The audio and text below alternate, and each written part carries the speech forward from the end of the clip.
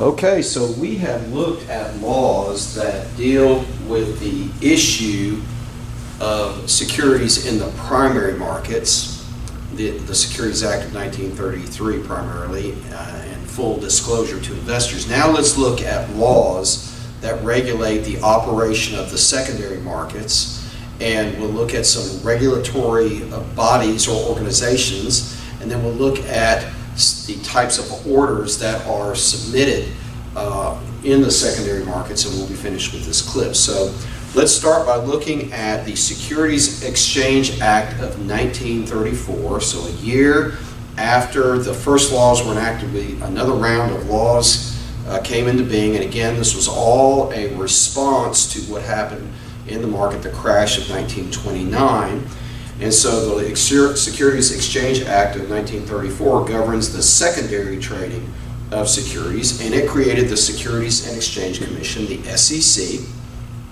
And this body regulates exchanges and broker-dealers and subsidiaries of any financial services firms that trade in the markets. It requires issuers of securities to publish the 10K annual report, the 10Q quarterly report, and the 8K material change report. So these are reports that have to be completed, filled in within a certain time period, and submitted to the Securities Exchange Commission, which then makes them available to the public. So it's more full disclosure. Okay.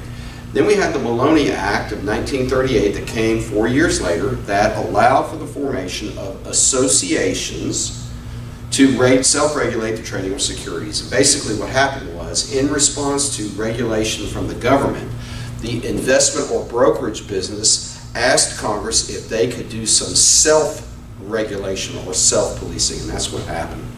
And so several bodies were created, but the latest organization that was created is called FINRA, the Financial Industry Regulatory Authority. They are a self-regulating body out of the brokerage business that oversees all groups that trade securities and who receive a commission for the trade. So if any person or firm is involved in receiving a commission for conducting a trade, they must report to FINRA in addition to the SEC. And so these are primarily brokerage firms and brokerage subsidiaries of other financial services firms like banks and insurance companies. Any of these firms that have operations that sell securities for a commission must report to FINRA. All right, so FINRA also oversees the arbitration of disputes between brokers and investors. And basically what happens is, if you, the investor, open up an account at a brokerage firm, you sign an agreement that you waive your right to a lawsuit and you will allow disputes to be settled by FINRA. The next major law that came after the Maloney Act of 1938 was the Investment Advisors Act of 1940, and this regulates people who receive compensation in the form of a fee for giving investment advice. So if you get commission, you are regulated by FINRA. If you charge a fee, you're regulated by the SEC. Okay, so you need to know that. All right. And these people are not dealers of securities. They don't hold inventories of securities, and they do not receive a commission on the sale of securities. Some firms offer both types of arrangements, fees and commissions, and so they report both to FINRA and to the SEC.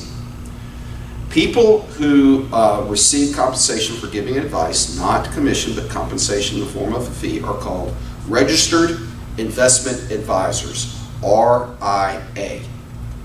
And they're regulated by the SEC if they have more than $110 million under management. What that means is you look at the market value of all of your clients' portfolios, add them up. If they total more than $110 million, then you must report to the SEC. If you have less than $110 million, then you report to your state securities department. I believe there is a little window between $90 million and $110 million where you can report to the SEC if you want. Under $90 million, you must report to the state. The SEC does not want small advisors reporting to them. There are too many of them. Please note that FINRA holds brokers to a suitability standard, and that means brokers must only sell products that are suitable for clients, okay? And suitability is based on a client's time horizon, their wealth, their income, and their familiarity with investment risks and returns. In other words, if there is a dispute regarding whether an investment is suitable for a client, then these things will be taken into consideration. In other words, you would not put 50% of a client's portfolio into a biotech fund or a biotech stock because it's not suitable based on the client's time horizon. Okay? All right. Investment advisors, on the other hand, are held to a fiduciary standard, and it is more stringent than the suitability standard. Advisors must put their client's interests first, and they must prove that advice is not only suitable, but that it is in the client's interest, not in the advisor's interest. An advisor is not in the business of enriching himself or herself in front of the enriching a client. The client comes first. All right, let's look at orders that are typically submitted on the exchange and on the over-the-counter markets. All right, the first and the most common type of order is called a market order. And this order means transact, do the trade at the best prevailing price. The advantage of this type of order so as a client, as an investor, you input an order to your client, to your broker, and you say, let's make this a market order. In other words, let's do it quickly. The price won't be certain, but let's make sure that we get it done quickly. The disadvantage of this type of order is it could be a bad execution if the market moves away from you. What does that mean? Well, if you are a buyer, you want to buy a stock, let's say it's trading at $25, and it's been moving up all day, and you put in a market order, you might get executed at 25.5 or 26, okay? The market's moving away from you if you're a buyer. Let's say you're a seller, and you want to sell your stock at 25 and it's been moving down all day, and you put a market order in, you might get it sold at 24. The market is moving away from you, okay? So with a market order, you get a quick execution, but an uncertain price. To try to deal with these problems, we came up with the limit order. It was developed, and this specifies the buy or sell price. So as the investor, you call your broker and you say, I want to buy or sell a certain number of shares at a certain price. So with the limit order, you don't know when the trade will be executed. The timing of the trade is uncertain. But if the trade is done, then you are more certain, not 100% guaranteed, but more certain about what your price will be. Okay? So there are two forms of limit orders, and the first type of limit order is called the fill or kill. And that means complete the order immediately or cancel it. So you put your order in, the broker puts the order in, and it's either done immediately or it's canceled. Okay?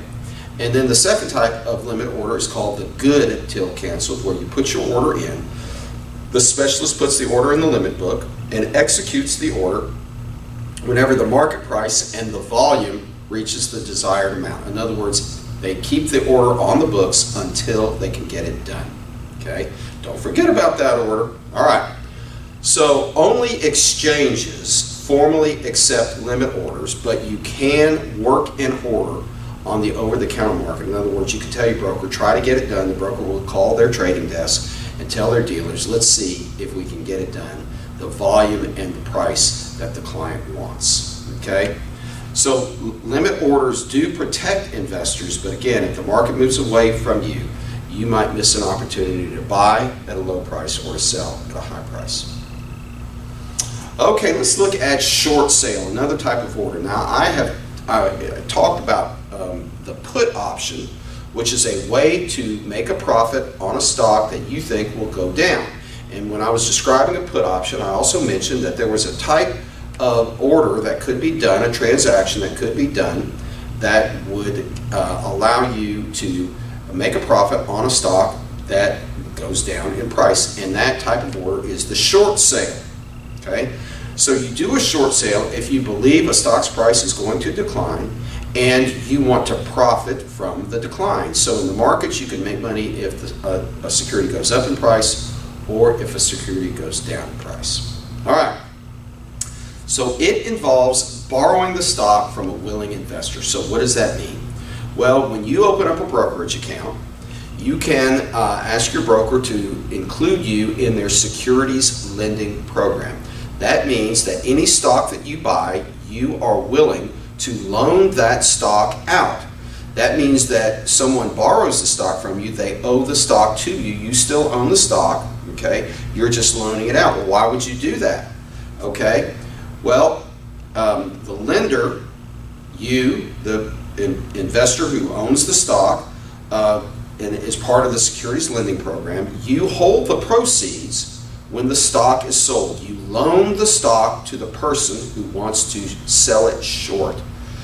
The brokerage firm sells the stock, and the short seller owes you that certain number of shares of stock.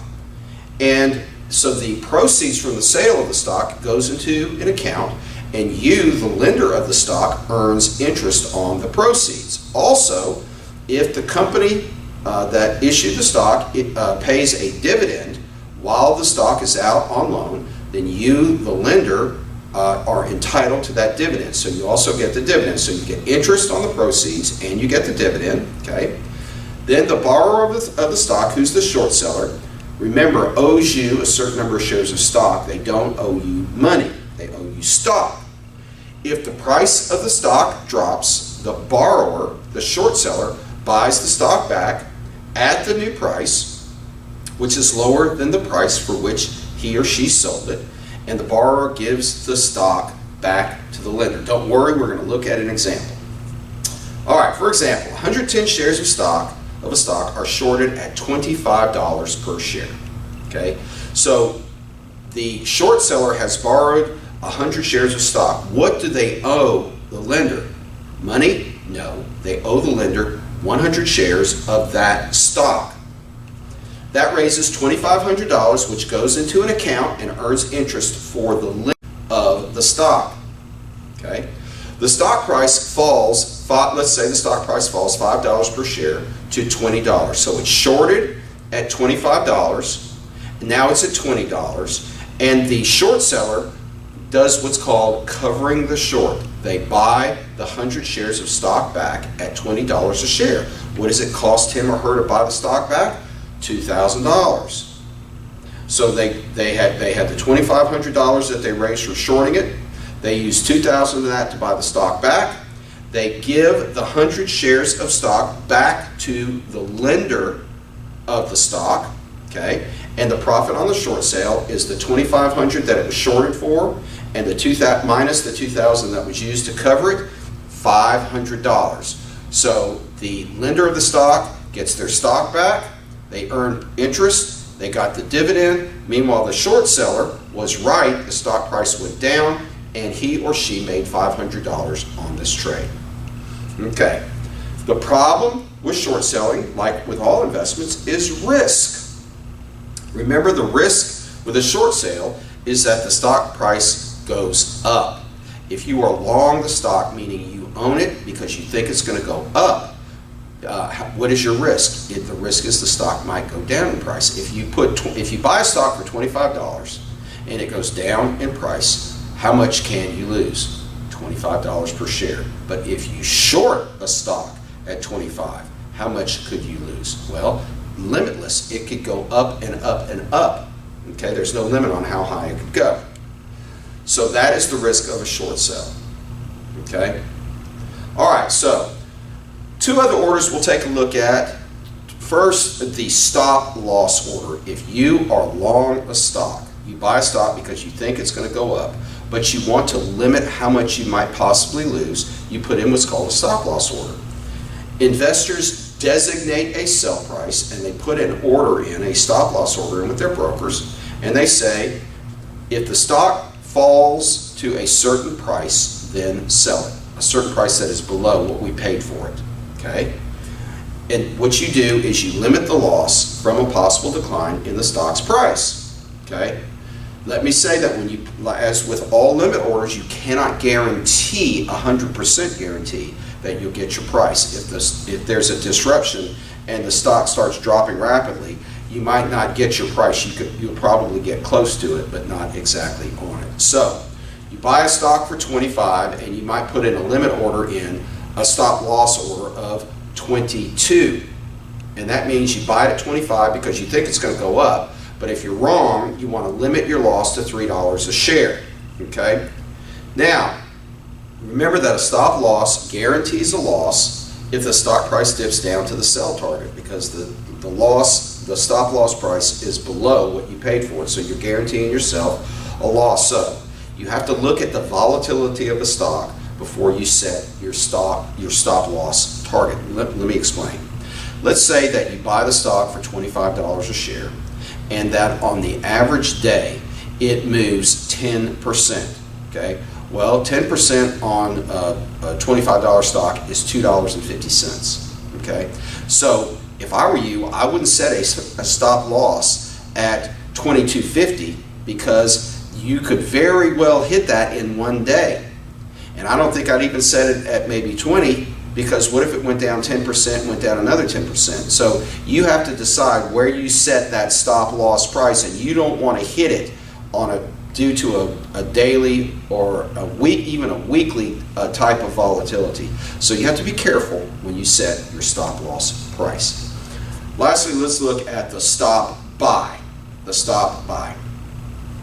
This is a stop loss order for a short sale investor. With a stop loss for a long investor, you set the price below your purchase price. But with a stop buy, remember, the risk of a short sale is the stock going up. So if you want to limit your loss, you set a buy price where you will go back in, buy the stock, and cover your short sale above what you paid for it. So if you paid 25 thinking it's going to go down, you might set your stop buy price at 28, something like that, saying, I'm going to try to limit my loss to $3 a share. It forces a buy if the stock price goes up to the specified level. So the stop loss and the stop buy.